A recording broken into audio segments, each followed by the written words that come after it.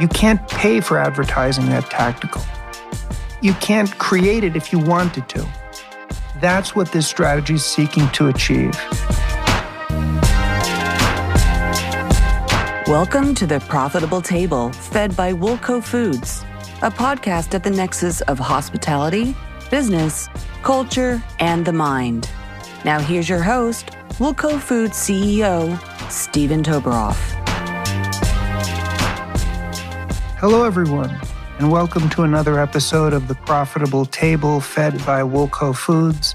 I am your host, Stephen Toboroff, and today I want to talk about a set of strategies and ideas that I think every restaurant and any business in the hospitality space can utilize to really expand the number of customers they get, maximize the engagement of those new customers. And it's an incredibly important set of strategies, I believe, to supplement your regulars and people that would be coming to your business in the normal course of events.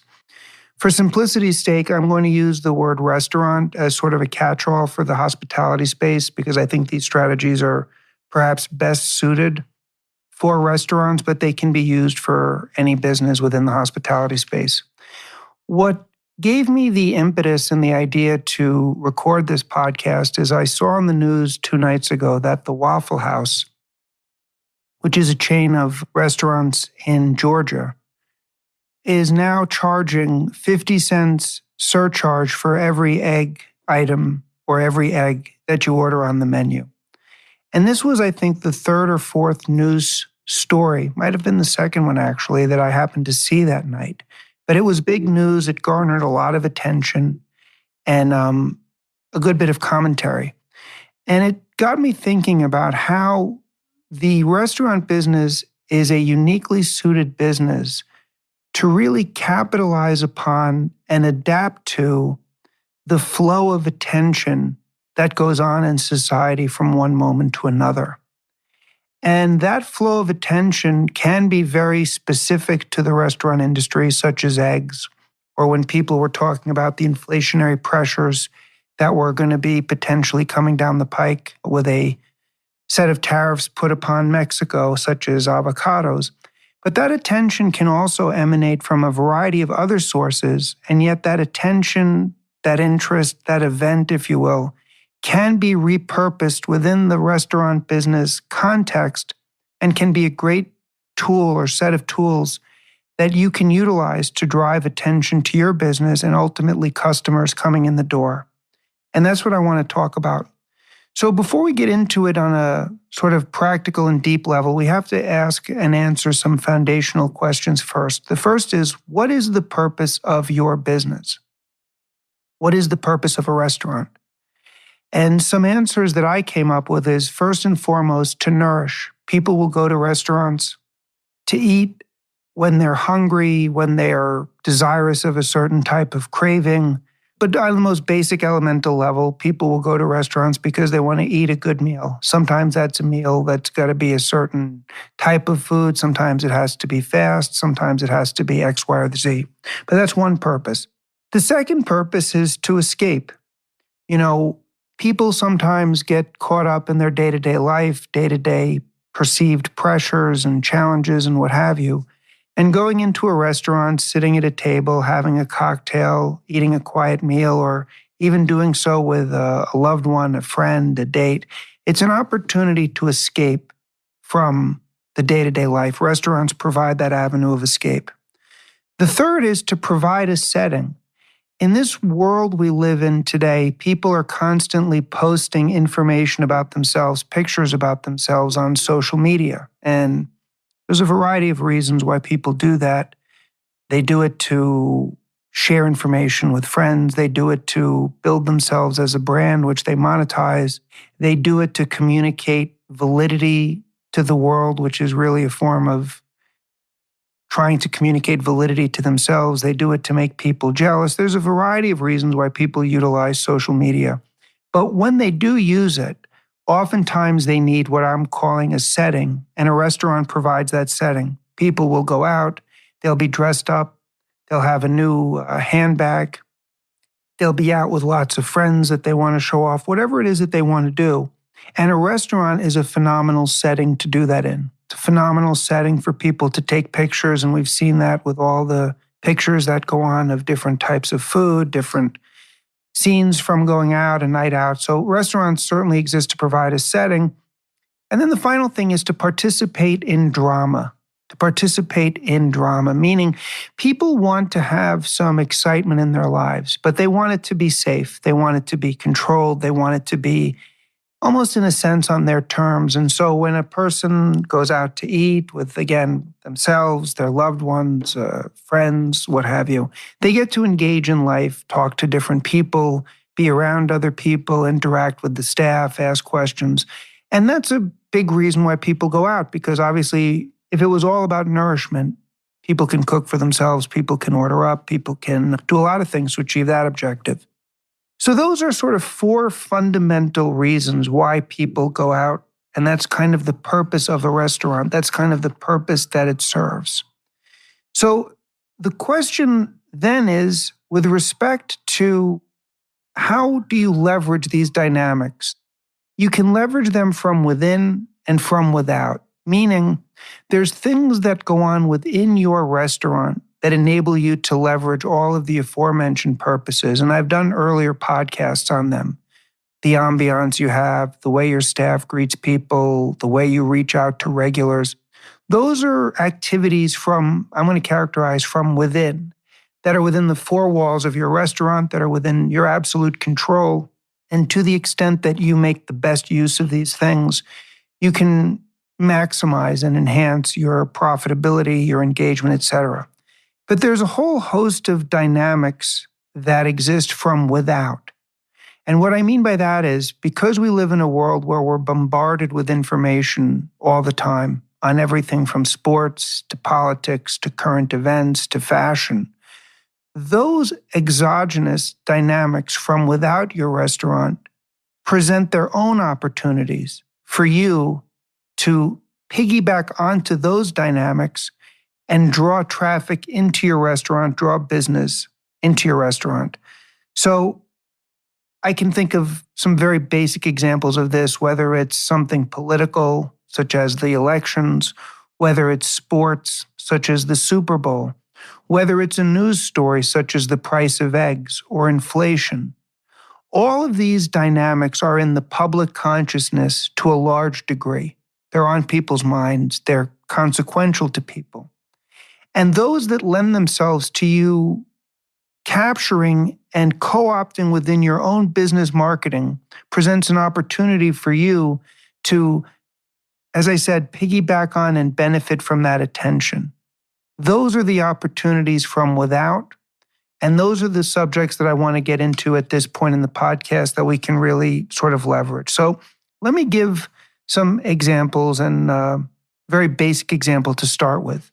The Super Bowl, the Academy Awards. These are events that are very much in the public consciousness. Everybody's into them. Everybody's aware of them to one degree or another. You as a restaurant should be seeking to capture traffic based on the attention that is being driven towards those events. And again, I'm giving very simple examples, but they're at scale. So what does that mean? Well, if we know that the Super Bowl is coming up, can you customize your setting for that night to accommodate people that want to come and watch the Super Bowl? And when I say customize your setting, that needs to be authentically customizing it within the context of what you've already created. So let me give a very simple example. We have a phenomenal restaurant that is a specialist in Georgian cuisine, the country of Georgia. They have numerous locations, incredibly well received. It's a fantastic restaurant. They're now going to be, for Super Bowl Sunday, offering wings on their menu. They may do other things to capture people's attention for the Super Bowl, not capture their attention rather, but draw people who are already driven to do something, go out, enjoy the Super Bowl experience within a restaurant context. They're going to accommodate that demand, but accommodate it within the context of their wonderfully established culture, tradition, their restaurant. So what can you do with your restaurant? Let's talk about the Oscars. Let's say that your restaurant is tremendously popular for people that go to the theater crowd. We have restaurants on Restaurant Row. Well, when Oscar night comes along, what can you do to maximize that experience? How can you change the internal setting of the restaurant to attract people that would like to watch the Oscars in a public setting and have a nice dinner to do that? That's one thing, customizing the setting. The second thing, which I alluded to, is customizing the menu. So I mentioned the Georgian restaurant that's going to have wings. Any restaurant can do this, but if they do it in an authentic manner, it achieves two objectives. One, it can draw new people to your restaurant. So for example, let's say a couple who's not a huge fan of the Oscars, but the wife is, the husband isn't. They want to go out to eat with another couple that they're friends with, but they know it's Oscar night and they want to have some participation. Maybe you have a themed menu that utilizes classic Hollywood or Los Angeles cuisine and build it into your already established way of doing things. Maybe you do something for the Super Bowl, like I mentioned, where you use chicken wings or nachos or sliders or something along those lines, but you contextualize it within your existing menu. That's an example of customizing the menu. Now, I should have said before, but actually now is probably an even better time to mention it. Whenever you're going to leverage an event that you know is coming, as an example of outside attention, exogenous attention to try to drive traffic to your restaurant, you should give yourself a time frame that's reasonable to make people aware of it, but close enough to the event that people don't forget about it. I'm thinking anywhere between a week and a month. Now, again, everybody knows when the Super Bowl is. Everybody knows when the Oscars are. You can pick other events. Start marketing those events within 2 weeks, 3 weeks before they occur. Try to get people to make reservations. Utilize your social media platforms and any other tools that you have so that you can communicate to the audience writ large, whether it's your regulars or whether it's people who have never been to your restaurant before but are thinking of a night out, that you're doing something special to the setting of your restaurant, to the menu of your restaurant, that's going to make it a perfect place for people to enjoy and participate in this consequential cultural event. Because ultimately what you're looking to do is give people a lasting memory and experience in your restaurant that they're going to share with other people. They're going to share it in real time by taking pictures and posting it on social media. They're going to share it through referrals. You know, if somebody goes to your restaurant and they happen to be an Eagles fan and the Super Bowl occurs and they win the Super Bowl, I should say, the Eagles, that's going to be a lasting memory that they have of your establishment that can resonate into the future and generate all kinds of revenue for you. You know, not to be prosaic, but that's what this is about to a large extent. So setting, menu, and anything else that you can tailor to the exogenous event that's going to draw a lot of attention, that is drawing attention, and start communicating that in every conceivable way that you can, 2 weeks, 3 weeks, no more than a month out, and see if you can use reservations so you can do it. Those are big mass examples. Now let's narrow it down a little bit better to local events that you can then scale for your business. For example, a street fair. In New York City, it's very common in the summer, and in Jersey City as well, for there to be massive street fairs. Sometimes those street fairs are only for a block or two, sometimes they're larger.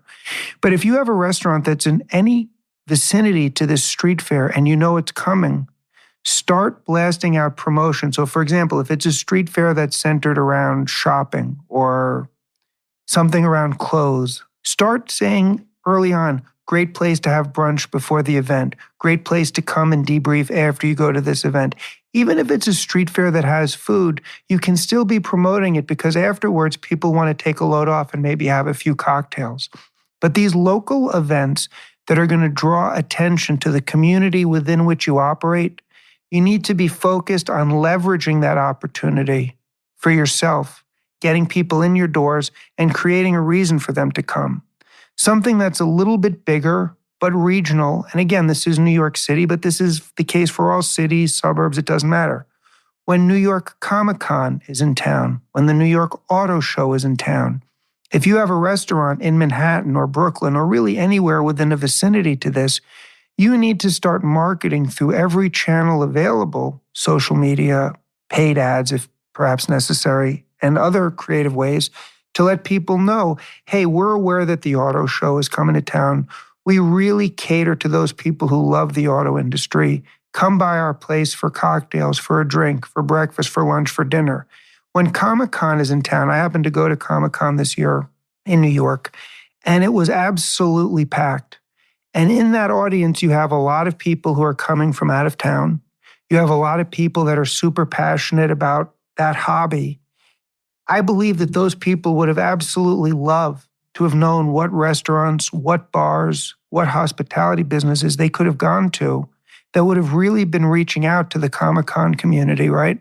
Where they would have seen other people of similar interests, would have created a phenomenal memory, would have posted it on their own social media, and would have given your business a tremendous amount of attention. That's what I'm talking about when I say leveraging, utilizing, capitalizing, maximizing exogenous events that are outside of your restaurant, that are attracting enormous attention, and you piggyback on that and capture it, okay? If you can turn yourself into the place to be for one of those types of events, Fashion Week. This happens all the time in Fashion Week, where you know what restaurants the models and the photographers and the designers are going to, and they're getting publicized on the news. Well, you can do the same thing with any other event. And if you can position yourself as the place to be, you're going to get tremendous attention, you're going to get tremendous engagement, and you're going to build up a following of people that you may never have had walk through your doors, and you never know what's going to happen if they become raving ambassadors of your restaurant.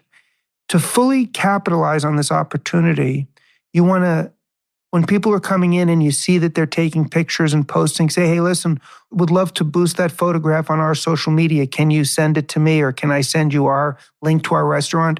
Social media is the best, most cost-efficient tool to maximize engagement and interest in your restaurant. And most restaurants are only using 1% to 2% of its potential. What they essentially are doing is taking pictures of the food and posting it. There's a lot more that goes on in a restaurant. And I would argue that the food is many times not the primary reason why people go to a restaurant.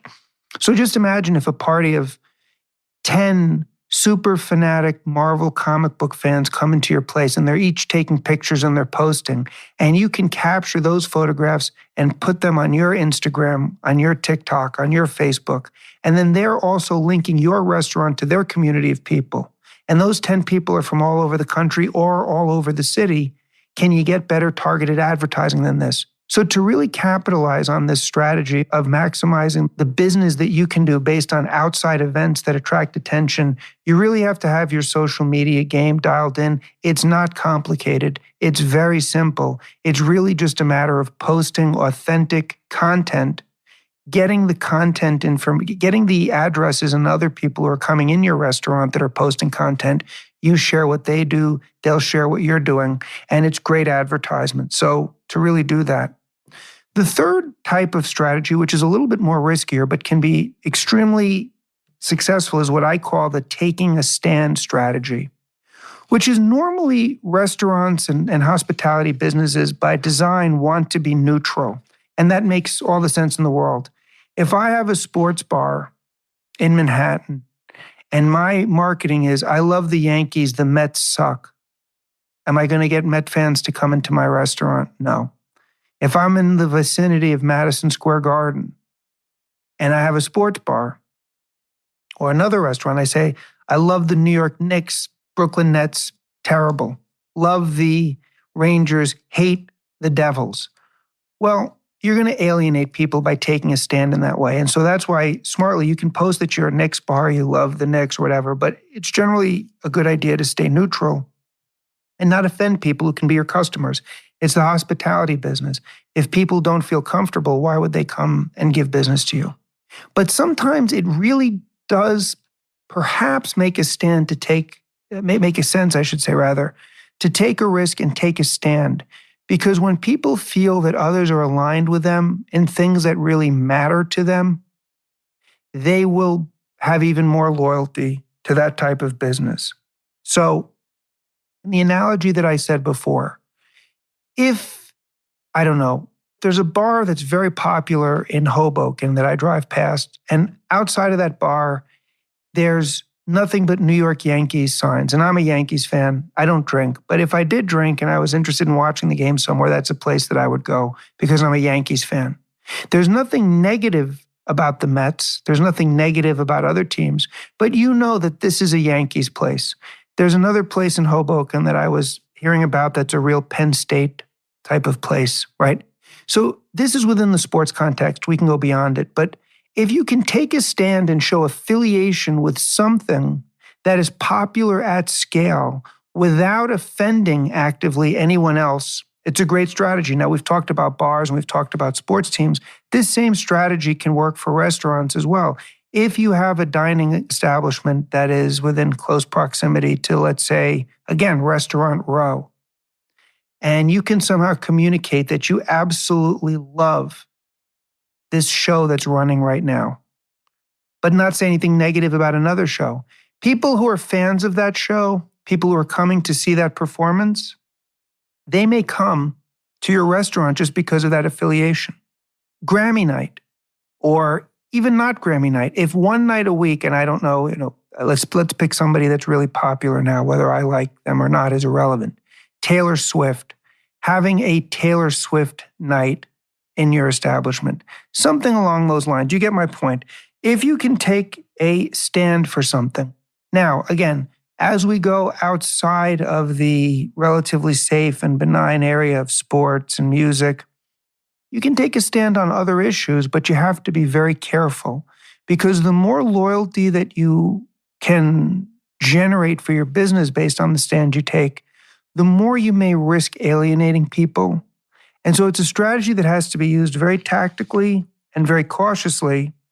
But if done properly, you can get great relationships with people.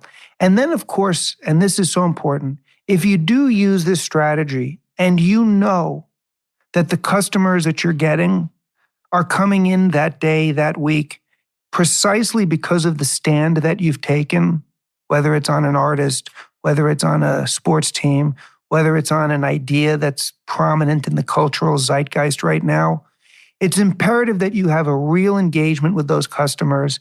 If you can get their email addresses or social media addresses, you want to let them know that you're part of a community with them.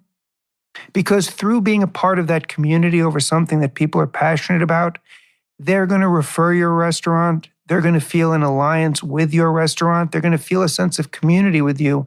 And every business wants to have that sense of community because it's that community engagement, loyalty, passion that really drives meaningful results and that can really echo out beyond that experience to other people who feel that way. So to put all this in a broader context, it's imperative that you view your business as a living and dynamic entity that can change and adapt while at the same time staying true to its core philosophy, concept, cuisine, and mission. One of the great things about the restaurant business is, on the one hand, it's a great business. It's a challenging business. It's a business that brings with it an enormous amount of attributes that require you to be a great businessman. Restaurants are also, in my view, artistic offerings. There's an artistry to it. There's an artistry to the hospitality business, an artistry to preparing a great cocktail, a great meal.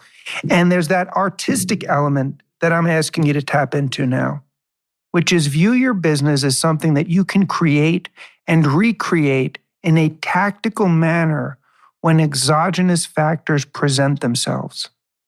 What you don't want to do is, if you have a great concept and you have great core values, those never change. But if you're an artist, you can adapt and incorporate things in a temporal way to really accommodate and capitalize on the environment that you're in. And that's incumbent upon the leader to think in that way, to think as an artist, to think as a tactician. And I don't know, maybe the Georgian restaurant is doing chicken wings in a manner that's consistent with how they'd be done in Georgia on Super Bowl Sunday. Maybe the restaurant during Fashion Week is taking traditional American classic cuisine and heightening it with a lot of different frills and embellishments and esoteric dimensions that are consistent with what people think of when they think of high fashion. Maybe a restaurant that is traditionally a little bit stodgy or a little bit formal introduces one or two acceptable components that reach out to a Comic-Con or a New York Auto Show crowd. That's what I mean by being adaptable, open-minded. Because again, it is imperative that every business has, if they can, a great set of regulars, a great set of fans that are constantly promoting your business, that you're engaged in your neighborhood, that you're getting repeat customers, no doubt. This is a strategy to layer on to that, but it's a strategy that can have tremendous benefits beyond just the one meal. Because you never know what people will say. When tourists come to New York and they go back home to wherever they are, one of the first things they'll talk about, one of the memories they'll have is the great night out, the great brunch, the great lunch after the Central Park Zoo, whatever it is that they had. This word goes forth and begins advertising and promoting your business, okay? Social media. People that look at the posts of people who come to your restaurant and see great, authentic content, that will absolutely inspire them to come to your restaurant. You can't pay for advertising that tactical. You can't create it if you wanted to. That's what this strategy is seeking to achieve. So in conclusion, we've gone through the strategy, we've gone through the opportunities. Right now, the news is on eggs, right? Price of eggs. If you can create something around that, communicate it writ large, great. Right now, there's a lot of discussion about other things going on. The Super Bowl, Academy Award nominations. The world is never bereft of information that is being consumed and attention that's being drawn towards a given dynamic. If you can identify that dynamic, communicate it to a potential customer base that you're engaged with it, you can and will draw people to your restaurant that would not otherwise have come. The final thing is you have to do what I'm calling the little things, but I should really call them the vital things. What are they? One, wherever and whenever possible, get the social media names so that you can link and boost of people who come into your restaurant, or even better yet, emails. You know, if you don't spam people and you send them great content on a very irregular basis, having email addresses of people who come to your restaurant, whether they're regulars or people who have only been there one time, can be phenomenal. And if you don't have it, you can't utilize it. How do you get the social media address? Well, when you see people taking pictures, say, I love that photo. I want to promote it on our page. What's your Instagram account? What's your TikTok? What's this? Here's ours. Can you put that poster and link us? People love that. People post on social media because they want to get as many likes, as many views, as many comments as they can. If you're a restaurant that has a phenomenal social media presence already, and you see people who are coming there as tourists taking pictures, and you say, hey, I would love to post that shot you just took on our Instagram page, they'll go crazy. And you'll get the Instagram address of all those people, and you can utilize that to communicate information to them and their friends and drive sales. Emails, social media. And then finally, in pursuit of this strategy, if you have a good digital advertising strategy in place, or if you know how to use whatever form of conventional media and advertisement that's available to you, and you know what you're doing, you're comfortable with that, you've seen that it works, utilize that during that 2 to 4 week grace period before the event that you want to grab onto that's capturing all the intent. So again, back to the New York Auto Show. You know when that's going to happen. You know what your strategy is. You know what you're doing that you can control. If you have a great digital ad company, spend some money on Facebook, Instagram ads, see what attention you can get. Google search, tailor things on how people might look for you on Google at that period of time. There's all kinds of things that you can do digitally that you might have to invest a little bit of money in. But considering how many people come to New York for those events, you can imagine how much business you'll get. And these same strategies work in any city. They work in any suburbs. In the suburbs, it may not be New York Fashion Week. It may be the big college football game that weekend.